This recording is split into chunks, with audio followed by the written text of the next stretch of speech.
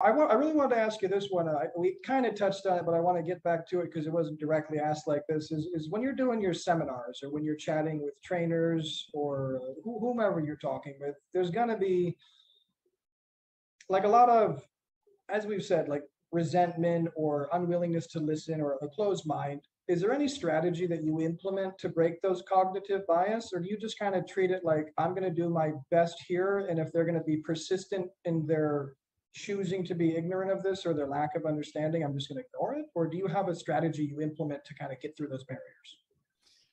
Well, the first thing I'll say is most people's minds don't change very easily.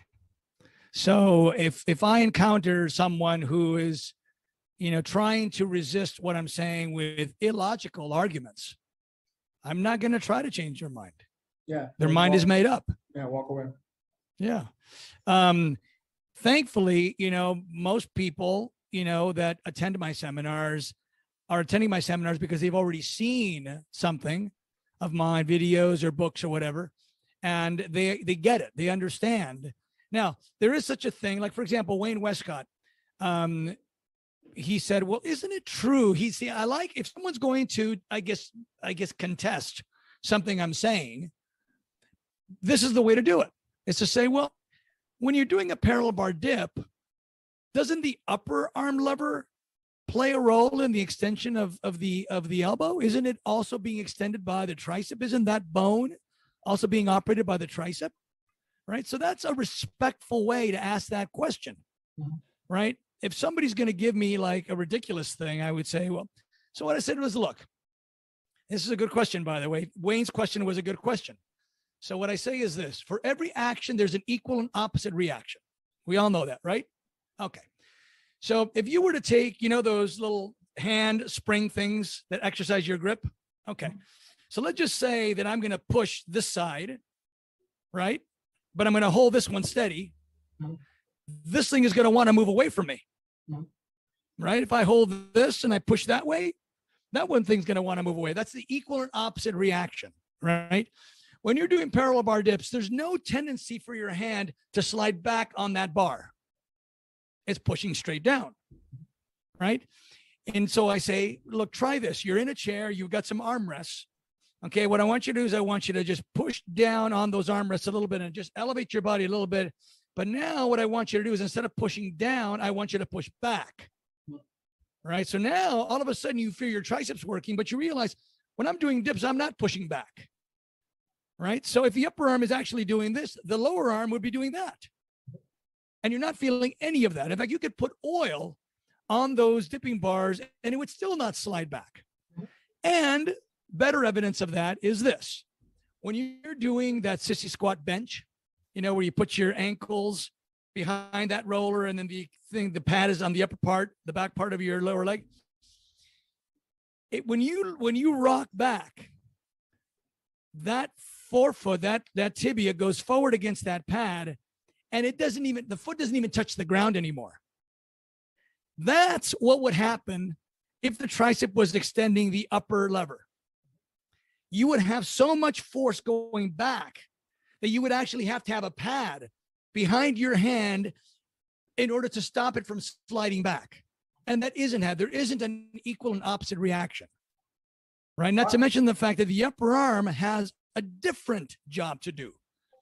Its job isn't to help extend the elbow. Its job is to push the deltoid forward, the front deltoid and the pectoral forward.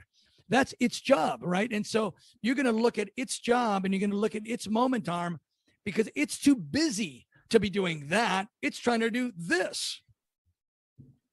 I think a very maybe misunderstood thing is just the very simple physics of it. And I find, I get the idea from your book, obviously, but whenever I'm teaching my clients, even on a video call, I always use things like a sledgehammer and like a lever with a hinge on it, because it's the easiest way to actually break this down to people. But I just feel like people in general have no knowledge of physics. I started off with some, so it wasn't that bad for me, but I think most people in general don't have knowledge of basic physics. Well, it's true that some people are more mechanically inclined than others. As I said, I was taking apart doorknobs.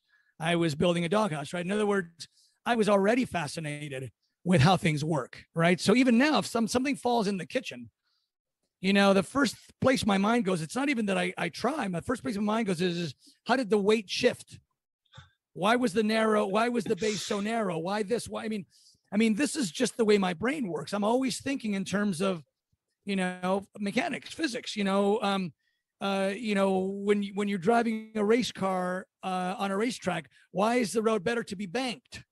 Well, centrifugal force, right? So these are all things that to me have always been fascinating, but a lot of people don't have that ability to sort of think three-dimensionally that way. So that's part of the problem.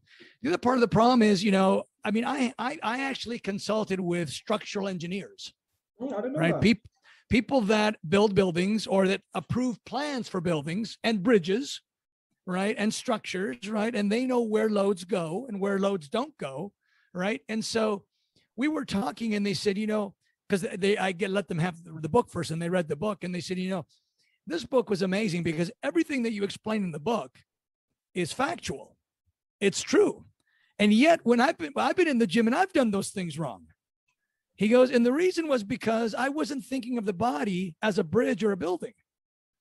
In fact, I didn't even know where the muscles connect. Oh, that is so. I have doctors and nurses, a few who are clients of mine, and one of them, you would really think he would know this, but he's in the gym. He's doing leg raises for his abs. He's doing incline bench press, and I had a chat with him about it. I think the third time we had a meeting, I'm like, listen, we're gonna learn about biomechanics. So I gotta know what you know. And he told me all this stuff. I'm like, but you're a doctor. You know that your legs, those muscles aren't connected to your abs. Why are you doing that? It doesn't make sense. And he looked at me. He goes, you're absolutely right. I don't know. I never thought of it. Yeah. Well, again, it's what I said from the beginning is people follow the followers.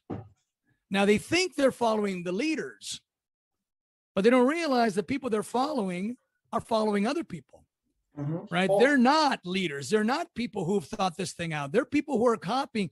But the problem is if you see Arnold Schwarzenegger doing leg raises in the gym and he looks magnificent, you think he knows. That's an argument from authority. I tell people all the time that they'll see me and what I look like, and regardless, I'm not that good, but they'll see what I look like and say, oh, you must be a trainer. You must this and that. You must know what you're talking about. I said, no, don't believe me because of what I look like. Please believe me based on what I tell you. Please. Right. I tell them all because there's a lot of other people that also look good that are going to say something completely different. And if you're going to use just appearance as a barometer, then you're going to be thrown off. And I love, actually, I meant to bring this up. I love the chapter in your book where you address where exercise came from. Because I had a rudimentary knowledge of that beforehand, but your chapter was very interesting to me.